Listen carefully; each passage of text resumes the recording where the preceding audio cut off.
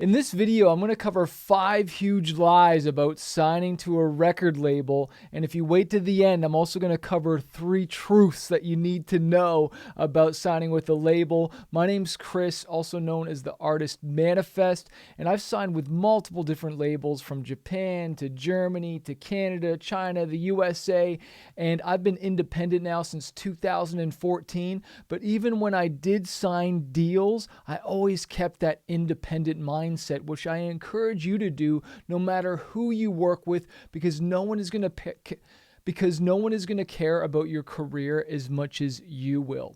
So lie number 1 is that you'll be an instant success. And this was a massive wake-up call to me, because this is what I thought, right? Like, oh, once I sign to this label, everything's going to work out. I'm going to be famous. I'm going to make all this money, do all these different amazing tour shows, sell all these records. But I quit my job to go on tour, and it was the most biggest wake-up call of my life. I remember doing this first show that the label actually set up. It was Cornerstone Festival in Illinois, and there was bands everywhere. It was a huge festival. There's Mohawks everywhere. It was just this awesome vibe, and I was so excited to play this festival. And this is going back many, many years, right?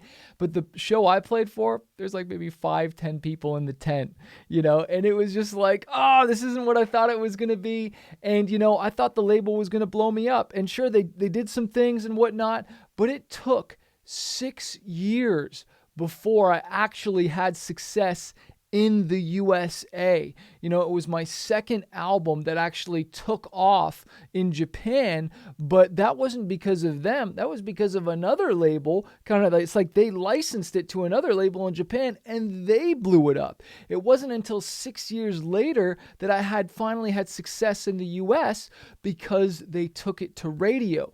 And it was the radio promoter that heard the song and was like, yo, this is a hit. You need to promote this. Like, you need to test this out. And that's when it finally took off, right? And so I had to wait 6 years before, like, in the country I really wanted to have it, for it to take off. And it was 6 years until I finally took off in my own country, in Canada, which wasn't the label at all, okay? So this thing takes time. Yeah, sure, I was an overnight success, 6-10 years in the making, right? Like, that's just 6 years of being with the label. What about the 4 or 5 years I put in as an independent artist? So be prepared for the long haul so that you can have longevity, all right?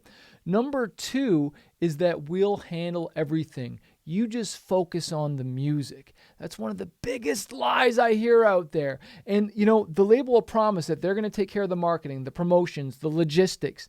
And I remember a lot of bands, like, they wouldn't even touch their social media. And if they didn't do it, the label definitely didn't do it. And so I realized that, that they don't do everything. I had to do certain things. I had to schedule the music video shoots. I had to set up the photo shoots. We took care of the design. Yes, they had certain people that would do this, but normally they would charge me more, and then I'd just have to recoup it, or they wouldn't be as detailed on it as much as I wanted.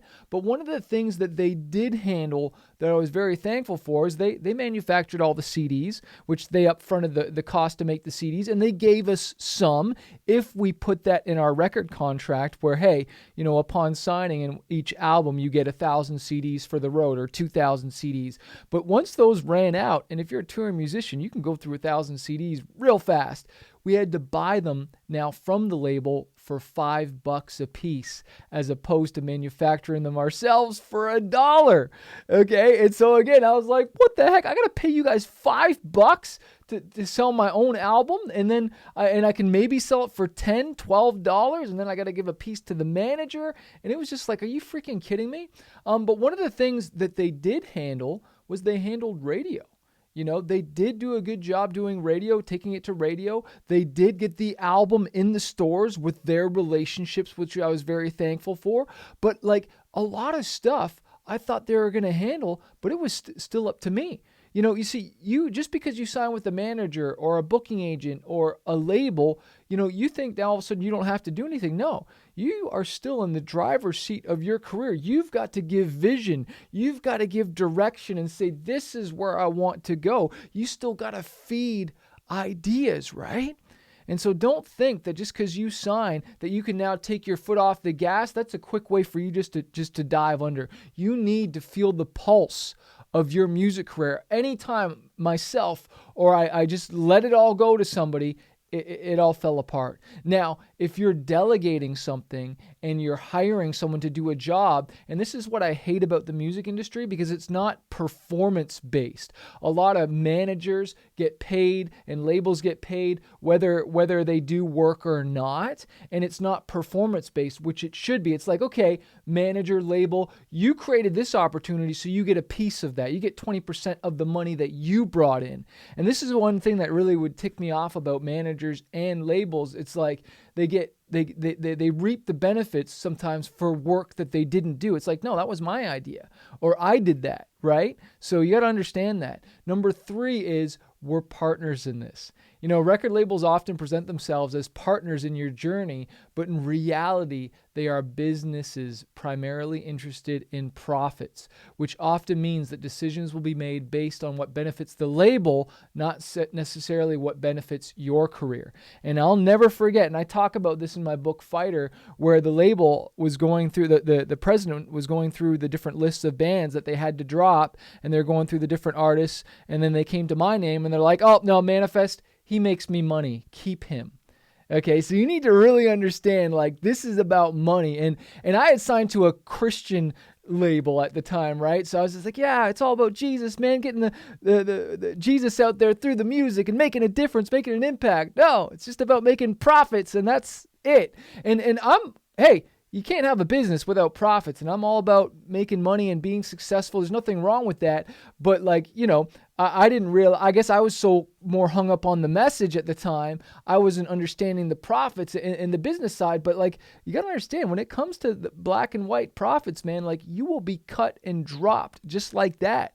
And I remember I didn't even really connect with the president until we started selling records, right? I had an A&R guy that I talked to directly, but then 6 years later, like I said, once we sold over 50,000 albums in the US alone, all of a sudden I'm getting taken out to dinner with my lovely wife, with the president, and talking about signing me to another deal and what's the next record we're going to do. And, oh, I can see you selling 100,000 records now, and, painting all this vision and stuff like that. But you got to understand, yes, they are a partner, but when it comes down to it, if both sides aren't winning, then no one's winning. And I'm not hating on labels, okay? There's been partnerships that I would sign again in an instant, especially when we worked with Universal Japan, EMI Japan. That was an amazing deal. They presented opportunities that I could never connect with. And like I always say, I would rather have 50% of a watermelon than 100% of a tiny little grape. Like that, the reason I partnered with the labels because I wanted more opportunities, right?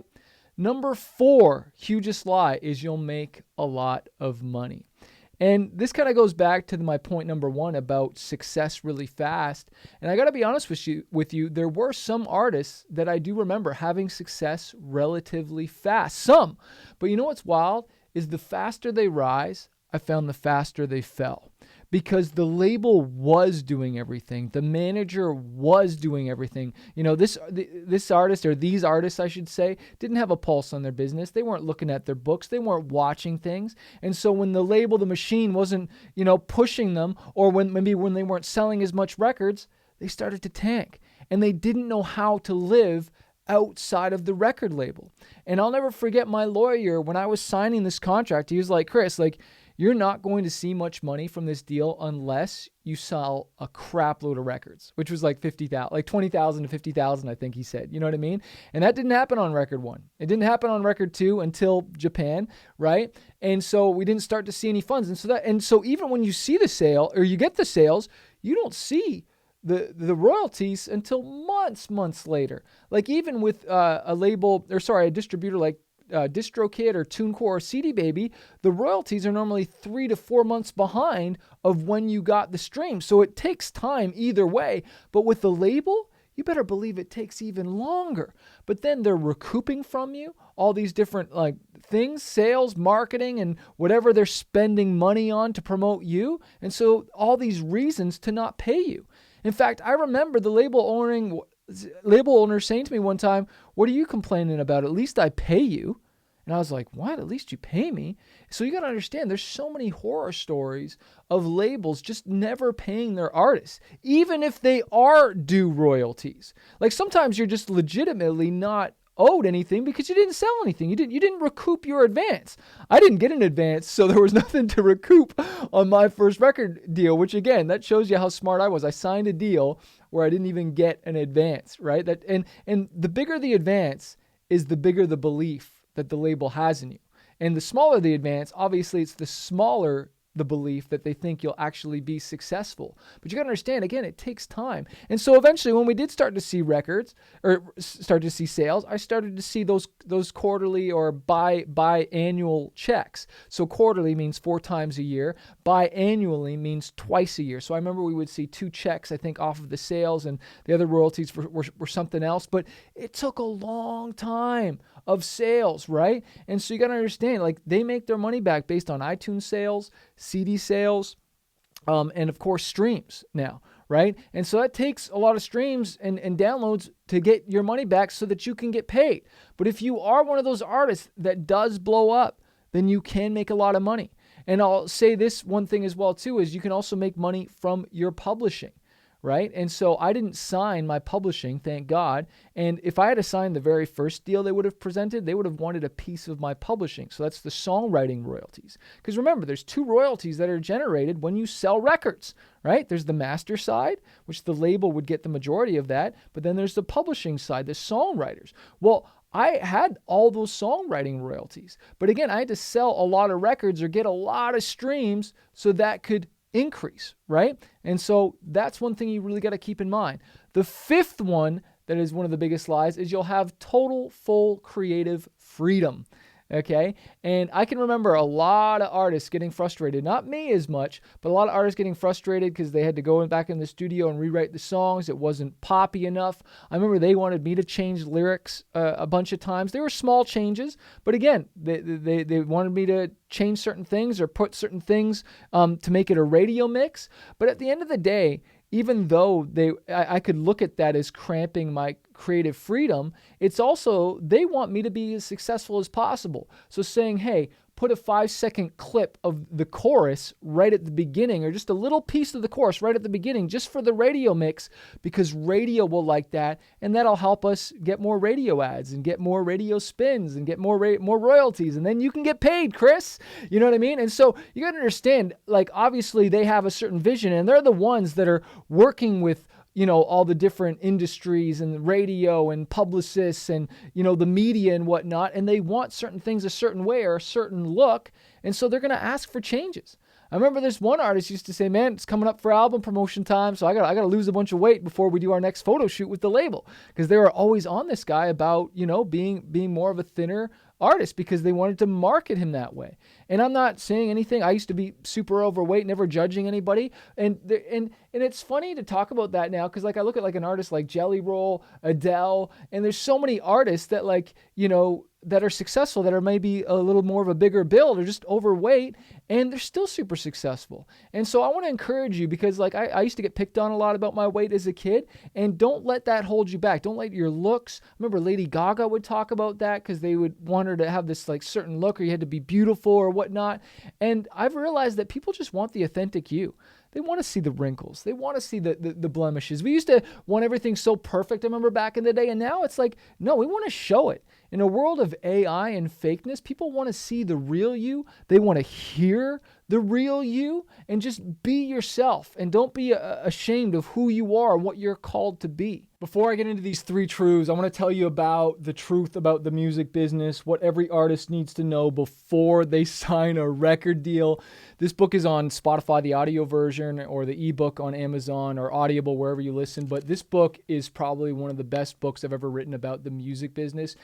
Get this because it'll give you a real great perspective and goes deeper dive into record labels, either running your own, signing with one, and keeping that independent mindset. I'll put the links below or just look it up on Spotify. So 3 positives with signing with the record labels, which I'm really, really thankful for. And again, I'm not hating on labels. I just think, you know, you need to know the truth, you know, before you sign and step forward, because there's just so many misconceptions.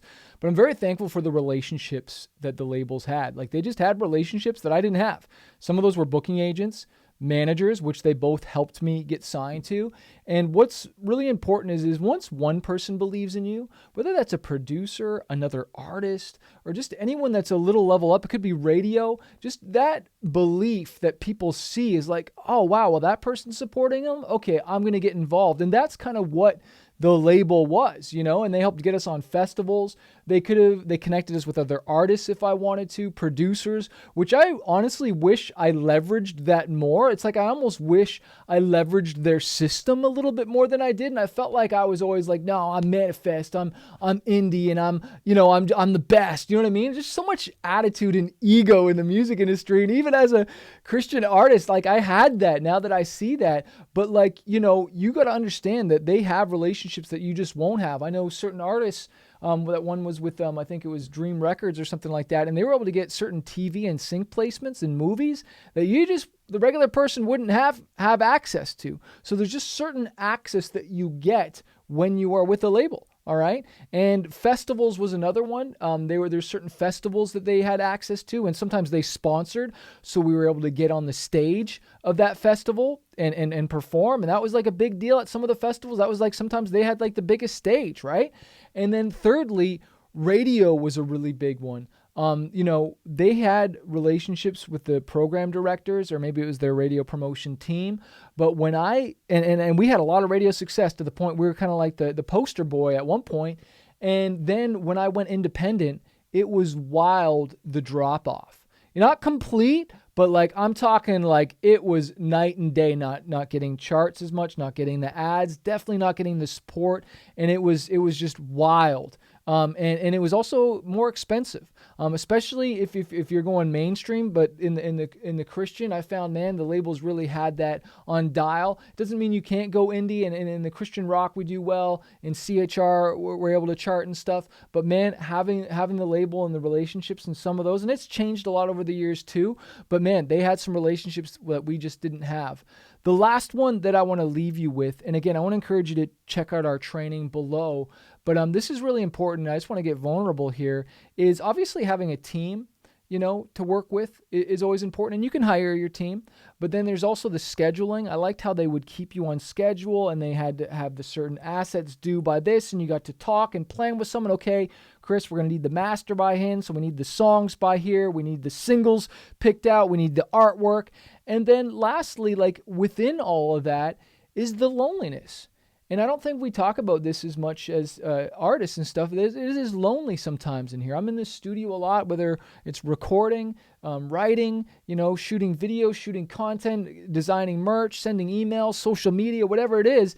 And it can be really lonely sometimes not having someone to talk to. And obviously I have my wife and I have certain team members, and we do have a lot of people that I work with stuff and producers. So I'm talking to people, but that doesn't mean it's still not lonely sometimes doing this. And I just want you to know that leadership is loneliness. And when you decided to be a leader, you did step out to be called to something different. And I think about in the Bible how Noah, alone in the belly of the whale. I think about Moses, who was alone on Mount Sinai. I think about Jesus, my Lord and Savior, who was alone in the Garden of Gethsemane. There's a lot of figures that stepped out alone. It's not in the crowd where normally big things happen. It's those people that are willing to go alone, to step out and take the risk. This is your business. It's not someone else. This is your career. This is your calling. So yeah, it's going to be lonely at times. So just know though that you're not alone and that you're fighting this battle. And there's other artists that are fighting this. Just think that maybe, hey, think that Chris Manifest, he's feeling it today too. Like yesterday, I wasn't feeling it. I was feeling the struggle. I was feeling that I had to push through. But like we always say, man, like no plan B. Like that's why we created that brand, No Plan B, and the merch and whatnot, so that you keep fighting for your dreams. And why I like to say a fighter isn't someone who never fails. A fighter is someone who never quits. So whether you sign with a record label or not, just keep doing your music, keep doing you. You're called to greatness, and don't give up.